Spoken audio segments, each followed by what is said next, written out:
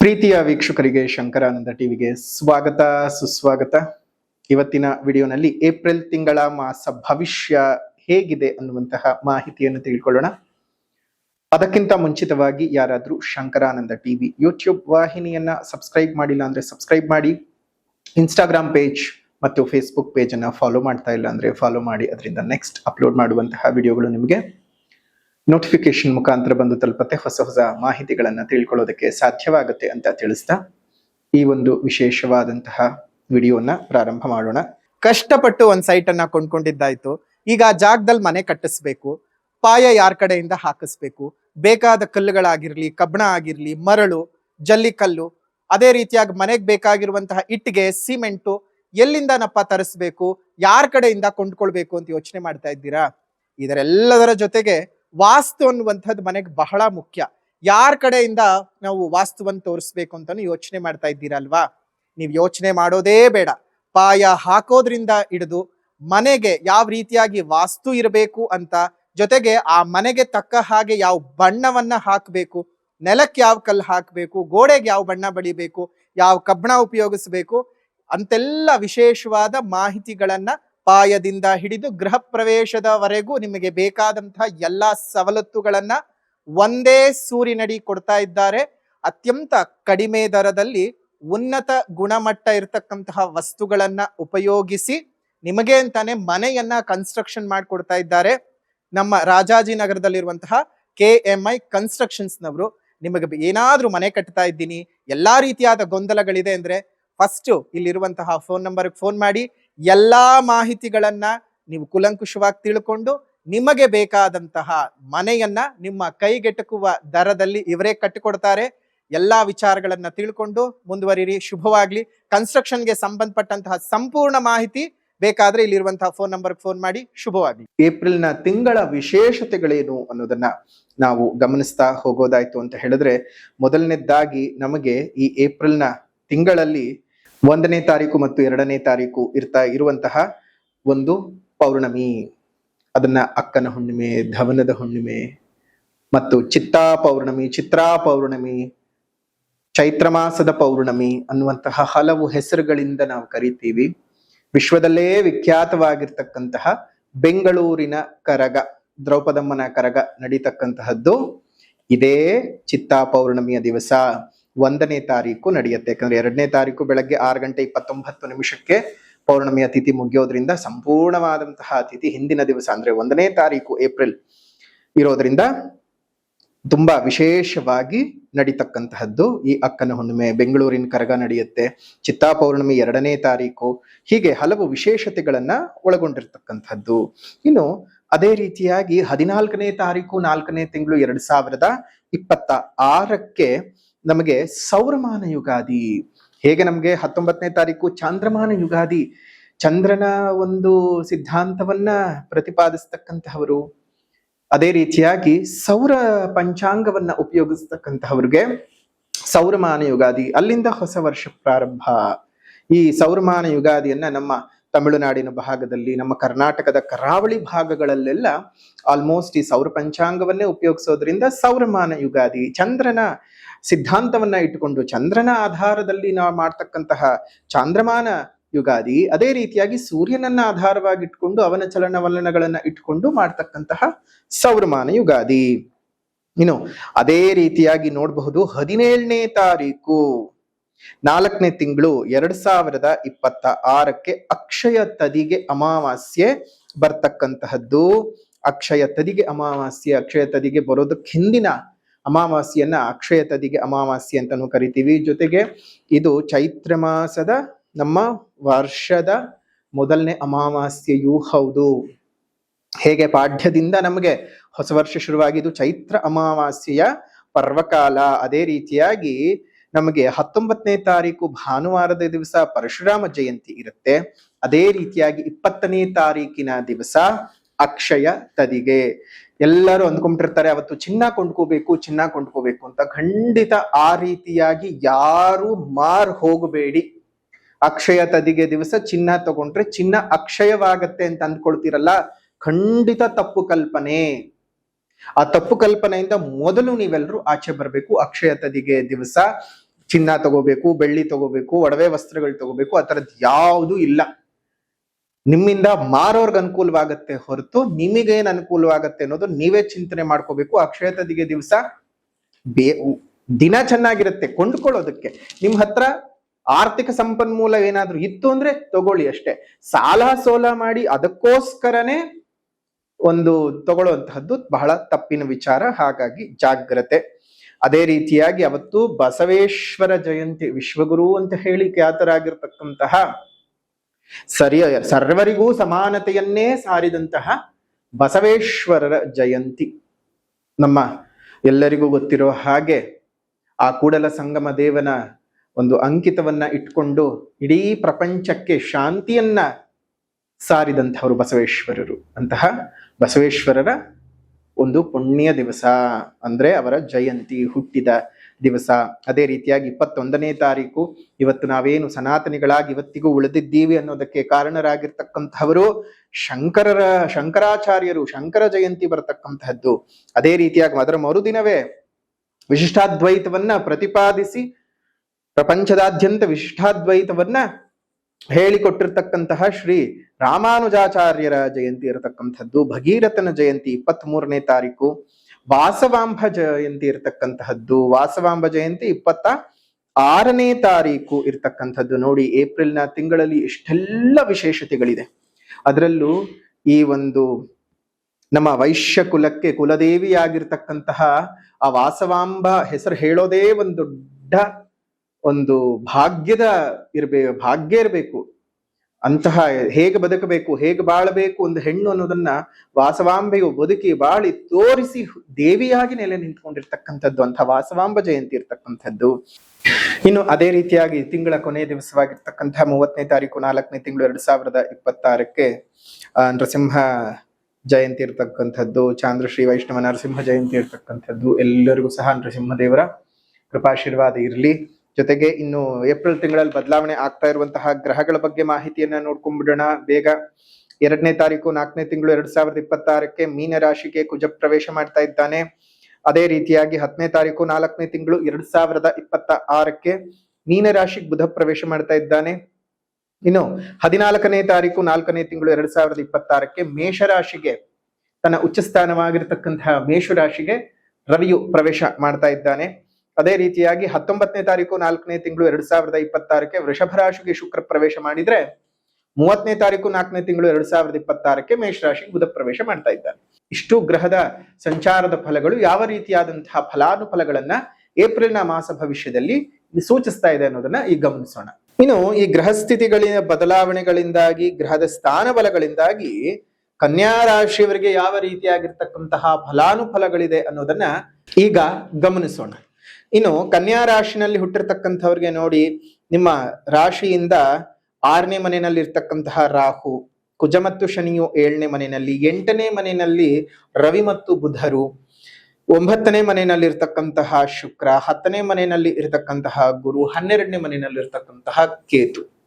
ಇದು ನಿಮಗೆ ನಿಮ್ಮ ರಾಶ್ಯಾಧಿಪತಿಯೇ ಅಷ್ಟಮ. ನಿಮ್ಮ ದೇಹದಲ್ಲಿ ಅನಾರೋಗ್ಯಗಳು ಜಾಸ್ತಿ ಆಗುವಂಥದ್ದು, ನರವ್ಯೂಹಗಳಿಗೆ ಸಂಬಂಧಪಟ್ಟ ಹಾಗೆ, ರಕ್ತಕ್ಕೆ ಸಂಬಂಧಪಟ್ಟ ಹಾಗೆ ದೇಹದಲ್ಲಿ ತುಂಬಾ ಕಾಯಿಲೆ ಕಸಾಲೆಗಳು ಉತ್ಪತ್ತಿ ಆಗ್ತಕ್ಕಂತಹ ಕಾಲ ಅಂತಾನೆ ಹೇಳ್ಬಹುದು. ಜಾಗೃತಿಯಾಗಿರ್ಬೇಕು. ಜೊತೆಗೆ ನಿಮ್ಗೆ ರಾಶ್ಯಾಧಿಪತಿಯೇ ಅಷ್ಟಮದಲ್ಲಿರೋದ್ರಿಂದ ನಿಮ್ಗೆ ಬಹಳ ಸಮಸ್ಯೆಗಳು ಉಂಟಾಗ್ತವೆ. ಇನ್ನು 7ಮ ಸ್ಥಾನದಲ್ಲಿ ಇರ್ತಕ್ಕಂತಹ ಕುಜ ಮತ್ತು ಶನಿ ವೈವಾಹಿಕ ಜೀವನದಲ್ಲಿ ಬಹಳ ಏರುಪೇರುಗಳನ್ನ ನೋಡ್ತೀರಿ. ತುಂಬಾ ಹಿಂಸೆಗಳಾಗತ್ತೆ. ಸಂಗಾತಿಯೊಟ್ಟಿಗೆ ಮನಸ್ತಾಪಗಳು ಜಾಸ್ತಿ ಆಗುವಂಥದ್ದು, ಪ್ರೇಮಿಗಳಾಗಿದ್ರೆ ಪ್ರೇಮ ಸಂಬಂಧಗಳು ಕಿತ್ತು ಹೋಗ್ತಕ್ಕಂಥದ್ದು, ತುಂಬಾ ಸಮಸ್ಯೆಗಳು ಉಂಟಾಗ್ತವೆ. ನಿಮ್ಮ ಯಾವುದೇ ರೀತಿಯಾಗೂ ಒಂದು ಪ್ರೇಮ ಜೀವನದಲ್ಲಾಗ್ಲಿ, ವೈವಾಹಿಕ ಜೀವನದಲ್ಲಾಗ್ಲಿ, ಸಾಂಸಾರಿಕ ಜೀವನದಲ್ಲಾಗ್ಲಿ ನೆಮ್ಮದಿ ಅನ್ನೋದನ್ನ ನೀವು ಪಡ್ಕೊಳ್ಳೋದಿಲ್ಲ.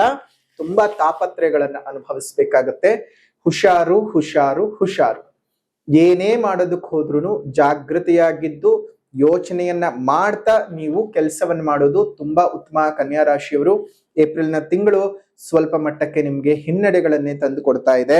ಜಾಗ್ರತೆಯಾಗಿರಿ. ಇನ್ನು ಅಷ್ಟಮದಲ್ಲಿರ್ತಕ್ಕಂತಹ ವ್ಯಯಾಧಿಪತಿ ಅಷ್ಟಮಕ್ಕೆ ಹೋಯ್ತು ಅಂದ್ರೆ ನೀವು ಕೂತ್ಕೊಂಡಿದ್ದವರು ಸಹ ಬಿದ್ದೋಗುವಂತಹ ಸಮಯ ಇದು. ಅದರಲ್ಲೂ ಅನಾರೋಗ್ಯಗಳ ಮೇಲೆ ಅನಾರೋಗ್ಯಗಳ ಮೇಲೆ ಅನಾರೋಗ್ಯ, ಜೊತೆಗೆ ರಾಹುವಿನ ಒಂದು ವಿಶೇಷವಾದಂತಹ 3ನೇ ದೃಷ್ಟಿಯೂ ಸಹ ನಿಮಗೆ ಬೀಳ್ತಾ ಇರ್ತಕ್ಕಂತಹದ್ದು ತುಂಬಾ ಜಾಗರೂಕತೆಯಿಂದ ಇರಬೇಕು. ಈ ಒಂದು ಅಗ್ನಿಮಾರುತ ಯೋಗ ಜಲತತ್ವದಲ್ಲಿ ಆಗ್ತಾ ಇರತಕ್ಕಂತಹದ್ದು ನಿಮ್ ಜೀವನದಲ್ಲಿ ತಿಂಡಾಡಿಸ್ಬಿಡತ್ತೆ, ಬಹಳ ಹಿಂಸೆಗಳನ್ನ ಅನುಭವಿಸ್ಬೇಕಾಗತ್ತೆ.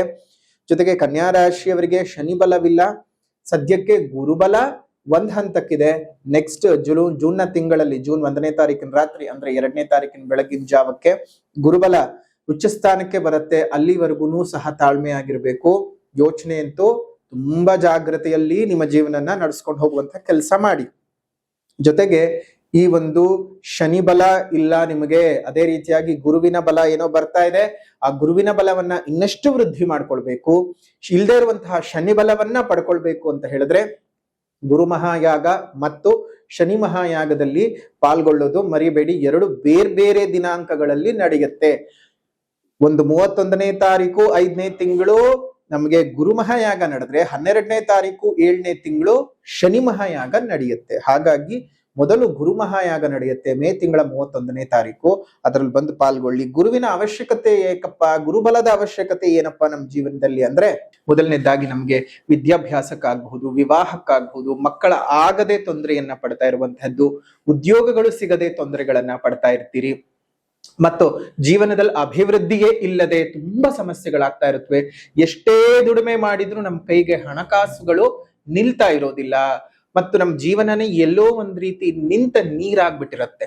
ಅಂತಹದ್ದಕ್ಕೆಲ್ಲ ಪರಿಹಾರ ಅಂದ್ರೆ ಗುರುವಿನ ಅನುಗ್ರಹವನ್ನ ಪಡ್ಕೊಳ್ಳೋದು. ಹಾಗಾಗಿಯೇ ಇದೇ ಒಂದು ಮೇ ತಿಂಗಳ 31ನೇ ತಾರೀಕಿನಂದು ವಿಶೇಷವಾಗಿ ಗುರುವಿನ ಅನುಗ್ರಹಕ್ಕೋಸ್ಕರವಾಗಿಯೇ ಗುರು ಮಹಾಯಾಗವನ್ನ ಮಾಡ್ತಾ ಇದ್ದೇವೆ. ಆ ಗುರು ಮಹಾಯಾಗದಲ್ಲಿ ನೀವೆಲ್ಲರೂ ಸಹ ಪಾಲ್ಗೊಂಡು ಗುರುವಿನ ಒಂದು ಬೃಹಸ್ಪತಿ ಕವಚವನ್ನ ಕೊಡ್ತೇವೆ, ಅದನ್ನ ಧರಿಸ್ಕೊಳ್ಳಿ. ಮತ್ತು ಅಕ್ಷತ ಪ್ರಸಾದವನ್ನ ಯಾಗದ ನಂತರದಲ್ಲಿ ಕೊಡ್ತೇವೆ. ಅದನ್ನ ನಿಮ್ಮ ಜೇಬ್ನಲ್ಲಿ ಮತ್ತು ನಿಮ್ಮ ಮನೆ ದೇವರ ಹತ್ರ ಇಟ್ಟು ಪ್ರತಿನಿತ್ಯ ನಮಸ್ಕಾರ ಮಾಡಿಕೊಂಡು ಅದನ್ನ ಜೊತೆನಲ್ಲಿ ತಗೊಂಡು ಹೋಗಿ. ಸಕಲ ಕೆಲಸ ಕಾರ್ಯಗಳಲ್ಲೂ ಯಶಸ್ಸು ನಿಮಗೆ ಸಿಗ್ತದೆ. ಅದೇ ರೀತಿಯಾಗಿ ಶನಿ ಮಹಾಯಾಗ, ಈ ಶನಿಯ ಅನುಗ್ರಹ ನಮಗೆ ಯಾಕೆ ಬೇಕು ಅಂತ ಹೇಳಿದ್ರೆ, ಆಗ್ಲೇ ಹೇಳಿದಾಗ ಜೀವನದಲ್ಲಿ ಅಭಿವೃದ್ಧಿ ಆಗ್ಬೇಕು, ಕೆಲಸ ಕಾರ್ಯಗಳಲ್ಲಿ ಪ್ರಗತಿ ಆಗ್ಬೇಕು, ಸೇವಕಾ ವರ್ಗದವರಿಂದ ನಮಗೇನು ತೊಂದರೆ ತಾಪತ್ರೆಗಳು ಉಂಟಾಗಬಾರ್ದು, ನಮ್ಮ ಸಕಲ ಕೆಲಸ ಕಾರ್ಯಗಳಲ್ಲೂ ಸಹ ಯಶಸ್ಸು ಸಿಗಬೇಕು. ಮತ್ತೆ ಶನಿಯಿಂದ ನಮಗೆ ಗೌರ್ಮೆಂಟ್ ಕೆಲಸಗಳು, ಸರ್ಕಾರಿ ಕೆಲಸಗಳೆಲ್ಲ ಆಗ್ತಕ್ಕಂತಹದ್ದು ಶನಿಯಿಂದ. ಹಾಗಾಗಿಯೇ ಶನಿಯಿಂದ ನಮಗೆ ಬಹಳ ಉಪಯೋಗಗಳಾಗುತ್ತೆ. ರಾಜಯೋಗವನ್ನ ಅನುಭವಿಸ್ತಕ್ಕಂಥದ್ದು ಶನಿಯ ಒಂದು ಕೃಪೆಯಿಂದಾಗಿಯೇ. ಮತ್ತು ಶನಿಯ ಅವಯೋಗಗಳು ಉಂಟಾದ್ರೆ ಹೇಗಿರುತ್ತೆ ಅಂತ ನಾವು ಹೇಳುವಂತಹ ಅವಶ್ಯಕತೆಯೇ ಇಲ್ಲ. ತುಂಬಾ ಜನ ಅದನ್ನ ಅನುಭವಿಸ್ಕೊಂಡಿರ್ತೀರಿ. ಹಾಗಾಗಿ ತುಂಬಾ ಜನಕ್ಕೆ ಶನಿಯ ಬಲವೂ ಇಲ್ಲ. ಹಾಗಾಗಿ ಶನಿಯ ವಿಶೇಷವಾದಂತಹ ಅನುಗ್ರಹವನ್ನ ಪಡ್ಕೊಳ್ಳೋದಕ್ಕೆ ಜುಲೈ 12ನೇ ತಾರೀಕು 2026 ವಿಶೇಷವಾಗಿ ಶನಿ ಮಹಾಯಾಗವನ್ನ ಮಾಡ್ತಾ ಇದ್ದೇವೆ. ಎರಡು ಬೇರೆ ಬೇರೆ ದಿನಾಂಕಗಳಲ್ಲಿ ನಡೆಯತಕ್ಕಂತಹ ಕಾರ್ಯಕ್ರಮ. ಮೊದಲನೇದಾಗಿ ಗುರು ಮಹಾಯಾಗ ನಡೆಯುವಂತಹದ್ದು ಇದೇ ಮೇ 31ನೇ ತಾರೀಕು ಭಾನುವಾರ. ಅದೇ ರೀತಿಯಾಗಿ ಜುಲೈನಲ್ಲಿ ನಡೀತಕ್ಕಂಥದ್ದು ಶನಿ ಮಹಾಯಾಗ.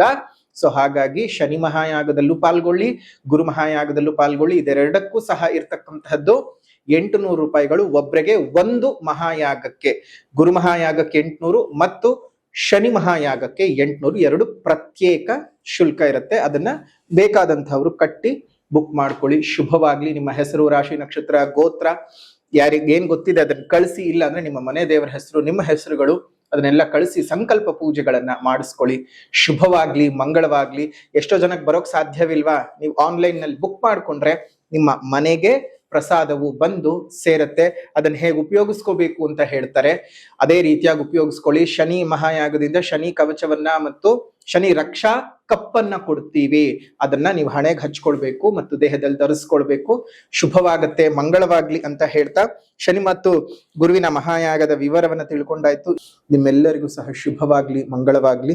ನಿಮ್ಮೆಲ್ಲರ ಜೀವನ ಸುಖದಾಯಕವಾಗಿ ಇರ್ಲಿ. ಕನ್ಯಾ ರಾಶಿನಲ್ಲಿ ಹುಟ್ಟಿರ್ತಕ್ಕಂಥವ್ರಿಗೆ ಇನ್ನು ಈ ತಿಂಗಳು ಯಾವುದೇ ಕಾರಣಕ್ಕೂ ಹೊಸ ವಸ್ತ್ರಗಳನ್ನ ತಗೊಳ್ಳೋದಾಗ್ಲಿ, ಅಥವಾ ವಾಹನವನ್ನ ಖರೀದಿ ಮಾಡೋದಾಗ್ಲಿ, ಅಥವಾ ಯಾವ್ದಾದ್ರು ಚಿನ್ನಾಭರಣಗಳ ಮೇಲೆ ಇನ್ವೆಸ್ಟ್ ಮಾಡೋದಾಗ್ಲಿ, ಇದನ್ನ ಯಾವ್ದು ಮಾಡಕ್ ಹೋಗ್ಬೇಡಿ.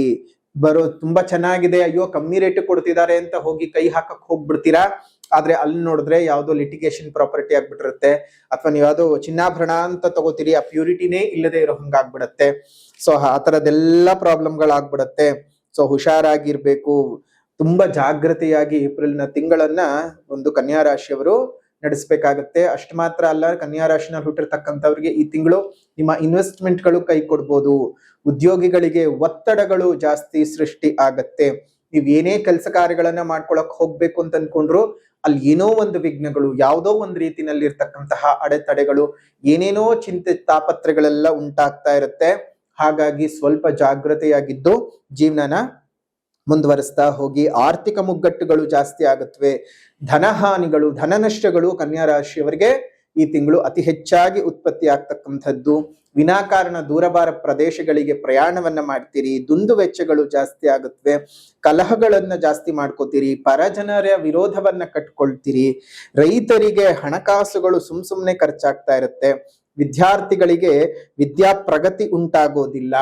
ಎಲ್ಲೋ ಒಂದ್ ಕಡೆ ತುಂಬಾ ಕಷ್ಟಗಳನ್ನ ಕನ್ಯಾ ರಾಶಿಯವರು ಈ ತಿಂಗಳು ಎದುರಿಸ್ಬೇಕಾಗತ್ತೆ. ಹುಷಾರಾಗಿದ್ದು ಜೀವನವನ್ನ ಮಾಡಿ.